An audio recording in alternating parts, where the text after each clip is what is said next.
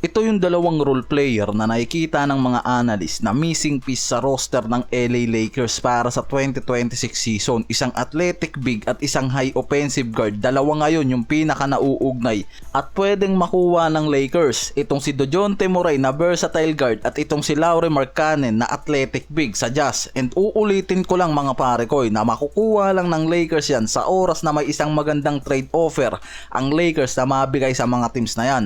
Tara't pag-usapan natin, pero bago yan mga pare ko, ako nga pala si M Sports PH at kukunin ko muna yung sandaling oras mo para suporta ng aking YouTube channel. Mag-like, mag-subscribe at pwede mo ring i-share ang aking YouTube channel at hanapin mo na rin ako sa Facebook. Balik tayo, may mga analyst kasi na hanggang ngayon ang nagsasabing malaki pa rin ang kakulangan ng Lakers pagdating sa bench depth kumpara sa ibang contender team sa Western.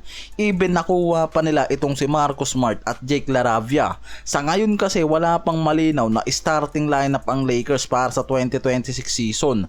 May mga NBA executive na sinasabing hindi gaanong agresibo ang Lakers sa paghahanap ng trade upgrades at sinasabing nag-aantay lang muna yung mga yan at pinag-aaralan ang roster nila sa susunod na season bago gumawa ng malaking hakbang sa isang trade.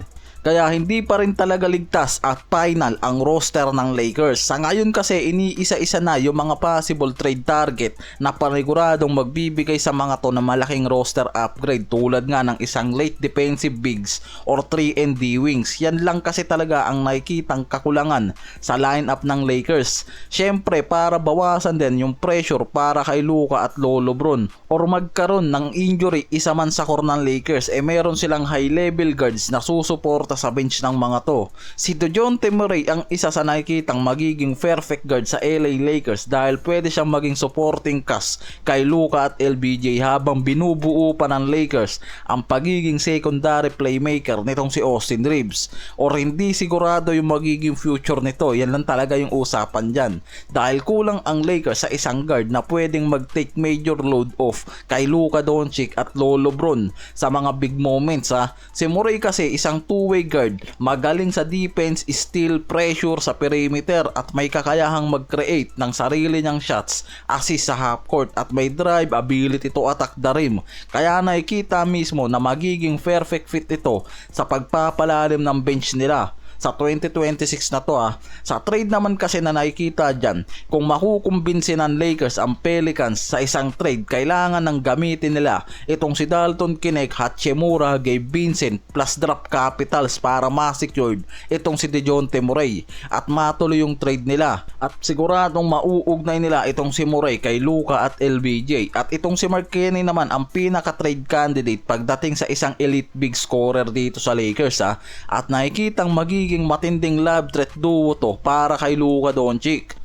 Center position itong si Markkanen sa Utah Jazz pero mas gamit nga yan sa pagiging power forward role na binibigay dyan dahil nga maganda yung versatility nito at maganda yung shooting efficiency. Madalas nababanggit ng mga analyst na isa yan sa pinaka-efficient scorer ngayon sa NBA League dahil hindi lang yan shooter, kaya niya mag-operate off the ball, spot ups at off screen at gumawa ng transition plays lalo na pagdating sa mga mismatch defender. May advantage sa physicality o mismong mismatch sa perimeter. Yan yung nakikita dyan. May matinding shooting efficiency rin yan mula sa threes na malaking impact para sa spacing lalo na kung may dominantly ball handler katulad nga mismo nitong si Luka Doncic.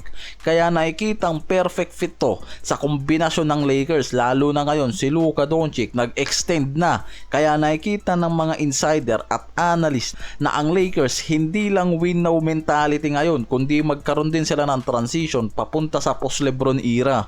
Ang problema dyan, masyadong malaki yung contract nitong si Markkanen sa Jazz mula sa extension contract niya na 5 years $238 million noong August 2024 pa. Kaya kailangan lang Lakers magbigay ng sapat na value sa Jazz para ma-justify yung trade na to. Yung players, draft picks at malaking asset sa trade. Kaya mauugnay din dyan itong si Austin Reeves at yung mga expiring contracts para i-match lang yung salary nitong si Markkanen sa LA Lakers.